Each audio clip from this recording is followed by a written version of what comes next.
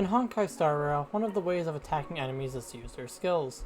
For a lot of units, that can be their main or only source of damage. But what if I remove that option?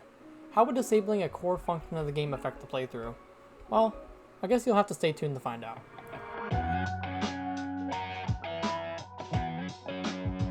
The rules are incredibly simple. Pressing the skill button in battle is completely banned. No attacks, no enhancing basic attacks, no heals, no exceptions, no skills. Now that we got that out of the way, let's begin.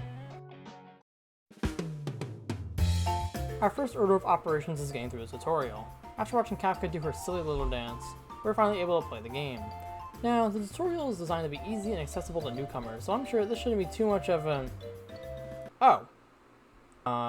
At this very moment, any sane person would decide that the challenge is already over and that I should give up, but I'm in fact not a sane person, so from here on out, I'll be completely ignoring instances where the game forces me to use this skill. It's not that I can do anything about it after all.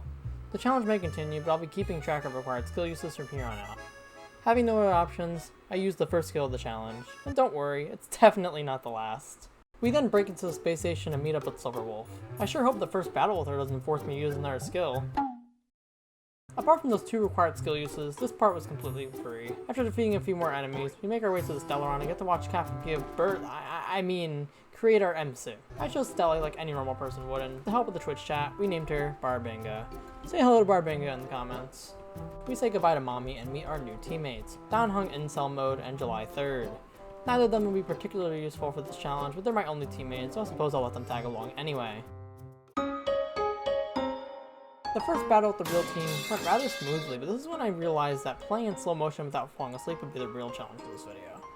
After the incredibly late weakness tutorial, we were forced to use our third required skill of the challenge. After we watched March use the third skill of the video, to protect your girlfriend, we get to skip more dialogue and unlock Downhung. These are arguably more useless than March for this challenge, but the game really wants me to put him on my team for some reason. Our first fight with Downhung thankfully didn't make us use a skill, and it would stay this way until we get to the control room where we meet Arlen. Arlen will be contributing nothing to this challenge, so we'll be skipping all of the dialogue here. We do unlock traces though, which is cool I guess. There are only a few more battles before the first elite, and this is when I really start to wish I had access to 2x speed. This is also when I start to realize that getting ults back is pretty damn slow. Thankfully I used my brain and saved ults, but surely that actually mattered and will make this fight easy, right?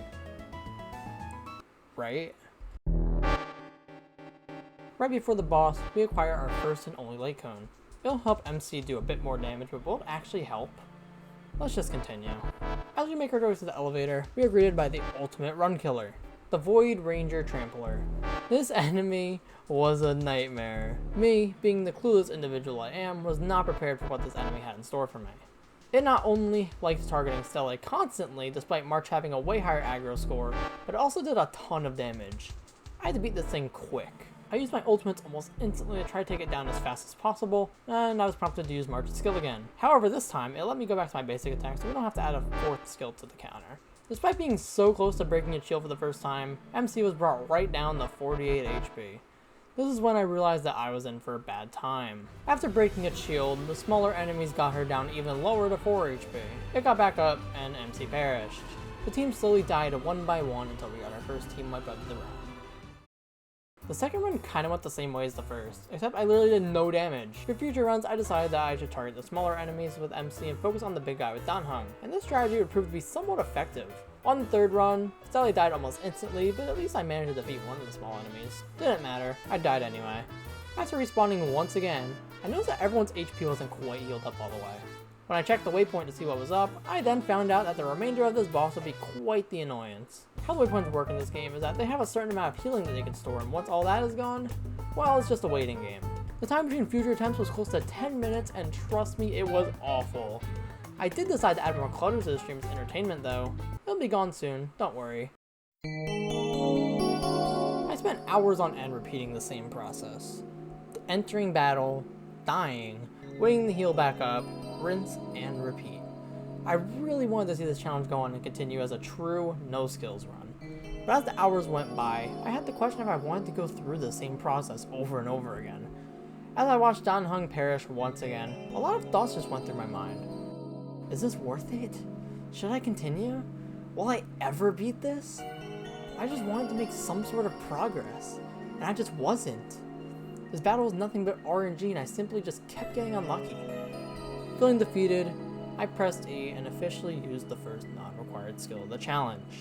But hold on a second, is this really a skill? Let's talk about physical MC real quick. She has her basic attack, which we've been using, her AoE skill, which we haven't been using, and her ultimate. Her ultimate has two different modes, the single target one and the AoE one.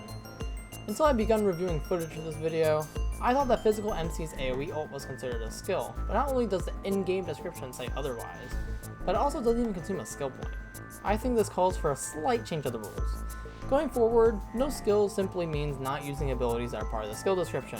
I know this seems like a cheap way of justifying my cheating, but pretty much everything I said didn't really matter in the end because I used March's skill anyway. Despite cheating, MC did die and it was all up to March to finish the battle. With the final bit of health chipped away, the first boss of the challenge has been defeated. But at what cost? What's next for the no skills account? Despite cheating, I decided to keep going with the challenge simply because I had a lot of fun with it. I promise you this will be the only non-required skill usage of the entire series, and I can guarantee this is the last one of the video. Let's continue, shall we?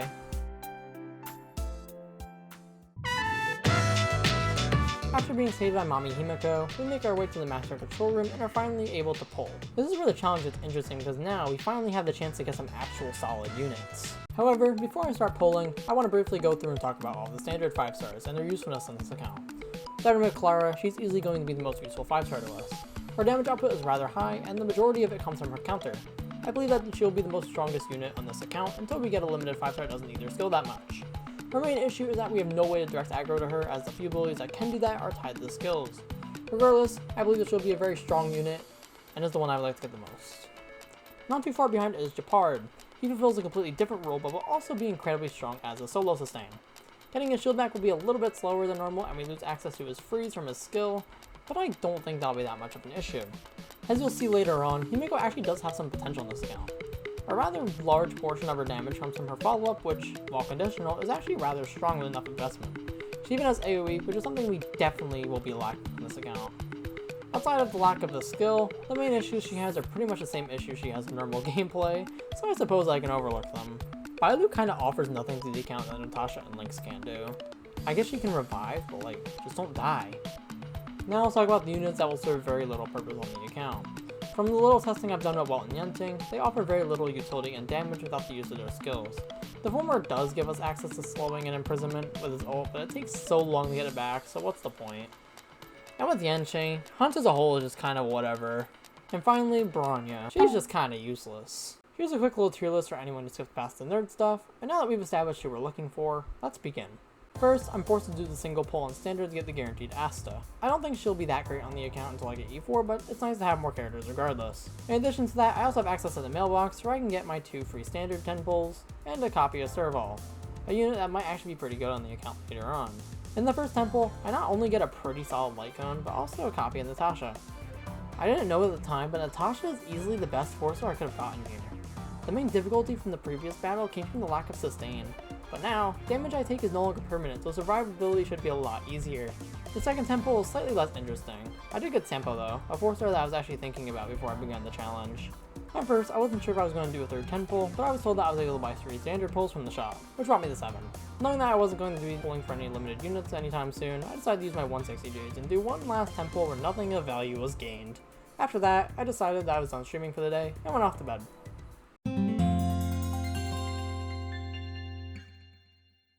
After getting a good night's sleep, I was ready to tackle the rest of the tutorial. Our final boss of the video was the one and only Doomsday Beast, so with the introduction of actual sustain on the account, I was feeling a lot more confident. After skipping some more filler dialogue, we learned about the Doomsday Beast and are told to make our way to the Express. Despite still not having access to double speed, we get through the Himiko tutorial battle pretty easily. I got to this room, which I'm guessing was supposed to be a puzzle. I don't know, it was pretty easy. At the final hallway, there was an elite enemy guarding a chest with what I assume has 60 Jades in it. But did I really want to do that? No! This last regular battle is when I realized that Himiko wouldn't be too bad for the challenge. Even with no relics or anything, she was doing far more damage than everyone else on the team. This battle definitely went well with no casualties at all. After healing everyone back up, we make our way to the platform where we meet the dreaded Doomsday Beast. And all I'm going to say is, this would not have been possible if I didn't get Natasha. So be sure to say thanks to Natasha in the comments. Anyway, let's talk about the battle itself. The first phase was pretty much a cakewalk. Thanks to having Himiko and every part of the beast having a fire weakness, getting their health down was barely an issue. She even did some solid damage on top of that. In addition to that, every time everyone's health got kind of low, Natasha had her ult ready to heal everyone right back up. Natasha's existence as a whole filled me with a lot of hope. I was just able to wail at the boss without even thinking. It's going so well.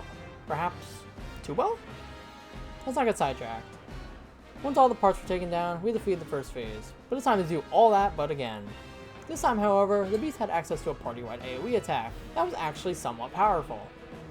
Even after getting everyone's HP uncomfortably low, I was just able to heal everyone back up with Natasha.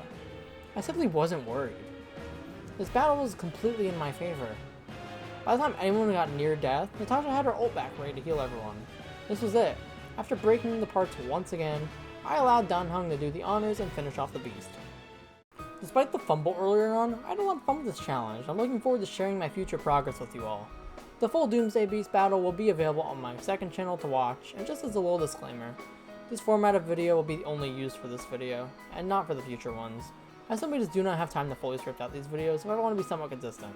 If you don't want to miss future uploads of the series, or just any video, subscribing would not only keep you notified, but also helps me out a ton. This was Honkai Star Rail, no skills, and thank you for watching.